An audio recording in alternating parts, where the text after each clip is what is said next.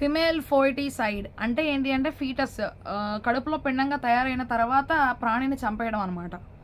Female foeticide is defined as aborting a female foetus after sex determination test.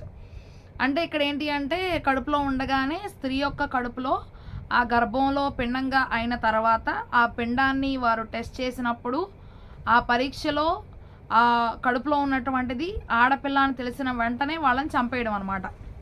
Factors that favour, ఇవన్నీ ఎందుకు జరుగుతూ ఉన్నాయి? Evil of dowry, ఆడపిల్ల కట్నం ఇవ్వాలనేటువంటిది ఒక పెద్ద సమస్య. సోషల్ సెక్యూరిటీ, వారికి ఎక్కడ కూడా భద్రత రక్షణ అనేటువంటిది స్త్రీలకు లేదు. రిలీజన్, మతపరంగా కూడా కొన్ని రకాలైనటువంటి ఆచారాలు సాంప్రదాయాలు ఉండడం వల్ల. స్మాల్ ఫ్యామిలీ నామ్, ఓకే, సో చిన్న కుటుంబాలు ఉండడం ద్వారా. అర్బన్ లివింగ్, పట్టణ జీవితానికి జనాలు అలవాటు పట్టడం ద్వారా. సొసైటీ, సమాజం.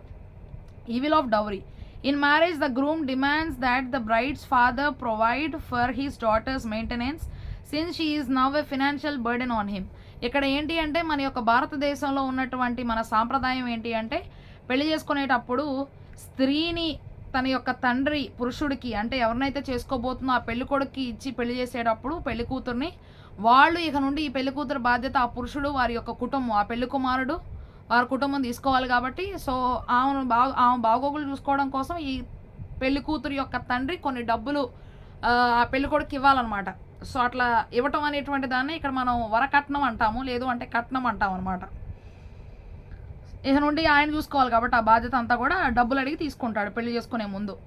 Social security, in order to continue possessing one's property even after death the need of an heir a son became necessary. Okay, so social security అంటే ఖచ్చితంగా తల్లిదండ్రులకి, ఇంకా హిందువులు ఏం నమ్ముతారు అంటే పున్నామ నరకం నుండి రక్షించేవాడు పుత్రుడు అని వారు నమ్ముతారనమాట. సో ఆ యొక్క నమ్మకాన్ని బట్టి అందరికీ కూడా ఒక కుమారుడు ఉండాలి అని చెప్పి ఎంతో బాగా ఆశపడుతూ ఉంటారు.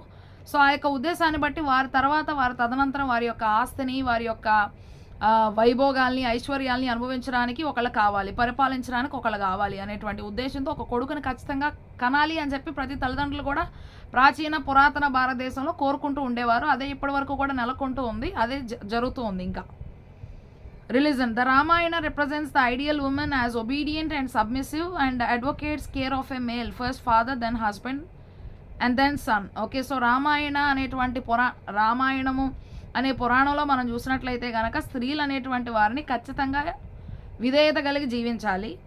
ఎప్పుడు వారిని తమ కుటుంబ సభ్యుల యొక్క చెప్పు చేతల్లో వారు పెట్టుకోవాలి, అప్పుడే వారు జాగ్రత్తగా ఉంటారు. ఇంకా ఏంటి అంటే వాళ్ళు ఎప్పుడు కూడా పురుషులు వారిని కాపాడుతూ ఉండాలి. ఫస్ట్ ఏమో మొట్టమొదటిగా వారు పుట్టినప్పుడు వాళ్ళ నాన్నగారు, తర్వాత పెళ్లి చేసుకున్నాక వాళ్ళ భర్తగారు, తర్వాత ఆమె కన్నటువంటి కుమారుడు, ఆ స్త్రీ ఎవరైతే కంటారో వాళ్ళ యొక్క కుమారుడే ఆమెను కాపాడతాడు. స్మాల్ ఫ్యామిలీ నామ్, faced with the social burdens rarely any one prefers to have more children. చాలా కష్టాలు ఉండడం వల్ల కుటుంబాన్ని పోషించడం అనేటువంటిది చాలా కష్టమైపోతుంది ఈ రోజుల్లో.